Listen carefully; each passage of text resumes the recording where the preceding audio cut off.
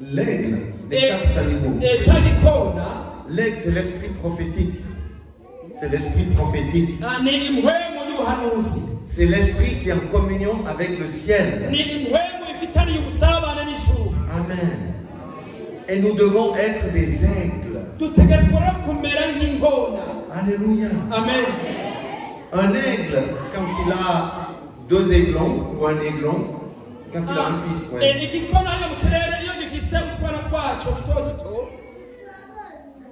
le nid de l'aigle, si vous ne connaissez pas la chose, c'est fait avec des épines. C'est le nid de l'aigle.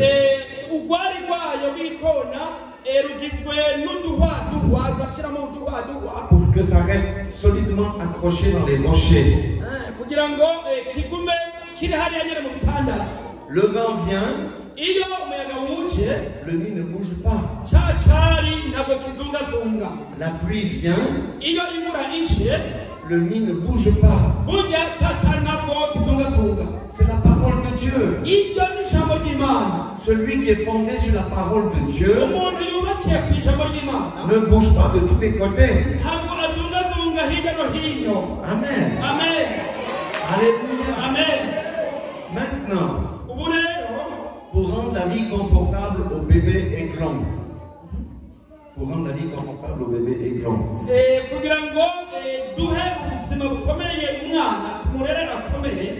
L'aigle va chercher des feuilles.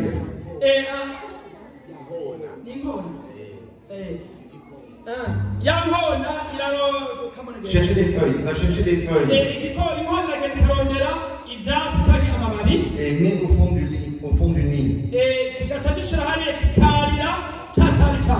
Il va attraper 1 ou 2 lapins. Il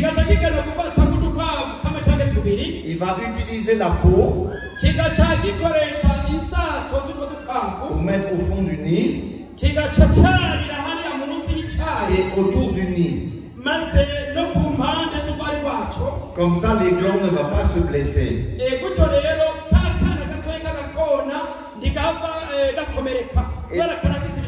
Et pendant un certain temps,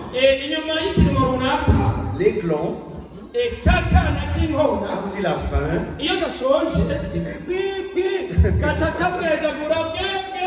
Et la maman va chercher une proie pour lui donner à manger.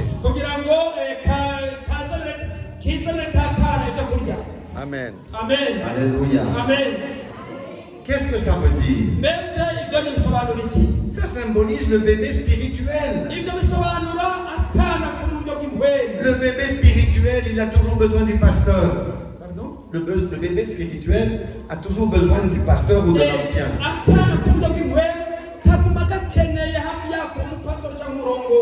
Ah, prie pour moi. Prie pour mon enfant.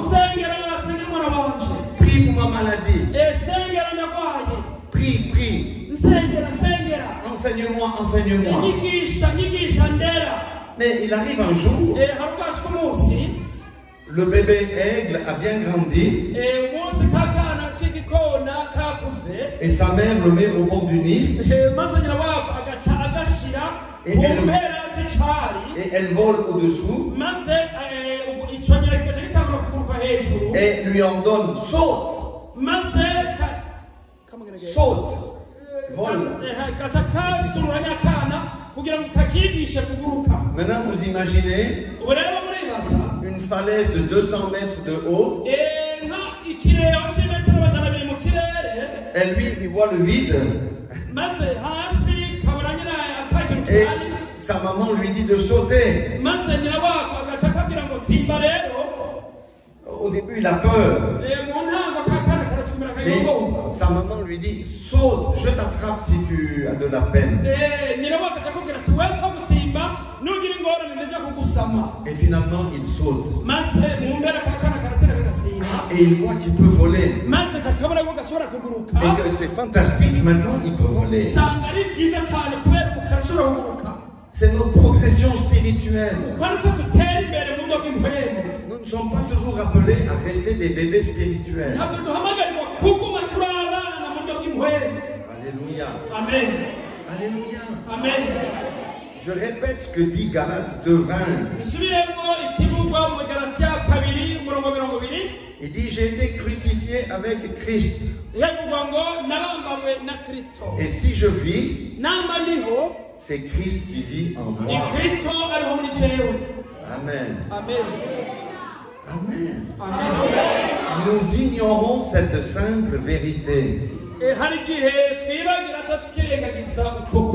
Souvent nous disons, oh Jésus, tu es au ciel.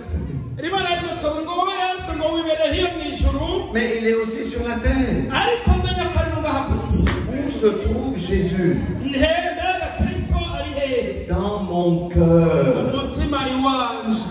Dans votre cœur. Amen. Et en Jésus se trouve la sagesse, se trouve la guérison, se trouve la victoire, se trouve la sainteté. Alléluia. En Jésus se trouve la provision. Amen. C'est là le secret. Par nous-mêmes, on ne peut pas nous améliorer.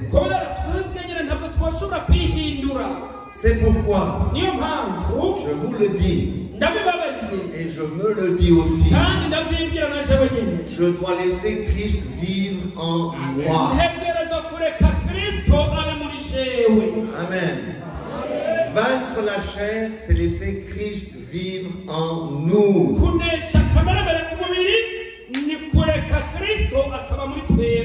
Tous les jours de notre vie, pas uniquement le dimanche, tous les jours. Amen. Alors, comment est-ce qu'on peut faire ça?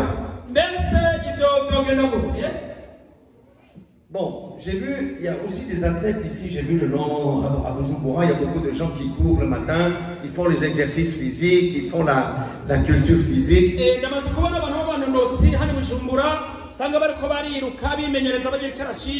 Pour avoir de la force, pour être musclé, tout ça. Nous devons muscler notre esprit. Amen. Ce n'est pas le pasteur ou les pasteurs qui vont muscler votre esprit. Ce n'est pas moi ni ma femme. C'est vous-même. Et on va vous expliquer comment faire. Parce que Jésus-Christ doit être vivant au milieu de vous. La Bible dit que nous sommes la lumière du monde et le sel de la terre. Si nous sommes différents des autres juste le dimanche, nous sommes des poules. Non, les autres doivent voir la différence. Alors comment faire ça? J'ai noté dans mes notes 5 points. La première des choses, Dieu est un Dieu de relation. Il veut une relation personnelle avec chacun et chacune d'entre vous. Vous savez que dans le jardin d'Éden, tous les jours Dieu allait discuter avec Adam. Tous les jours Dieu allait discuter avec Adam. Et Dieu veut que nous discutions avec lui tous les jours.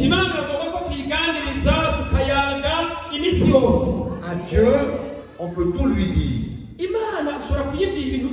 Oh Seigneur, je suis content aujourd'hui.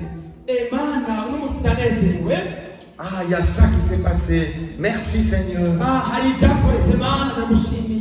Oh Seigneur, je suis triste aujourd'hui. Parce qu'il y a ça qui est arrivé, il y a ceci, il y a cela. On discute avec Dieu. On prie avec Dieu. Seigneur, j'ai du souci pour mon enfant.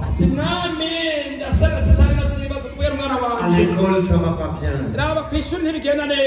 Seigneur Jésus, change les choses. Amen. Où j'intercède pour les pasteurs. C'est pas toujours à propos de nous, c'est aussi les autres. Amen. Ou pour ma voisine qui a des difficultés dans son foyer. Seigneur Jésus, toi tu es le Dieu de l'unité. Je te demande de l'unité pour le couple XYZ.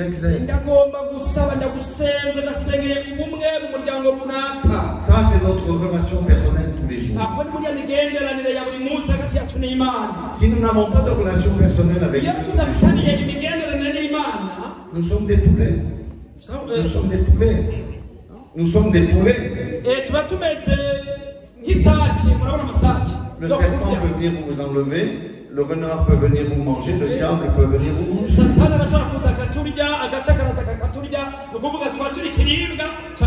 Parce que si vous ne connaissez pas Dieu et que Dieu ne vous connaît pas, qui vous connaît? Le diable vous connaît. C'est le premier point, frères et sœurs. Développer une relation personnelle avec Jésus. Amen. Le deuxième point, c'est s'examiner régulièrement. Examiner son cœur. Qu'est-ce qu'il y a dans mon cœur en ce moment? Est-ce qu'il y a de la jalousie? Est-ce qu'il y a de la frustration? Qu'est-ce qu'il y a dans mon cœur? Et s'il y a des choses qui n'honorent pas Dieu dans mon cœur en ce moment, sur ce que j'ai fait, ce que j'ai dit, sur ce que j'ai fait, sur ce que j'ai dit, je mets mon genou à terre et je dis, Seigneur, pardonne-moi, j'ai été méchant avec mon frère, je l'ai blessé, je lui ai dit des mauvaises choses. Amen. Ça purifie notre cœur. Notre cœur doit toujours être pur.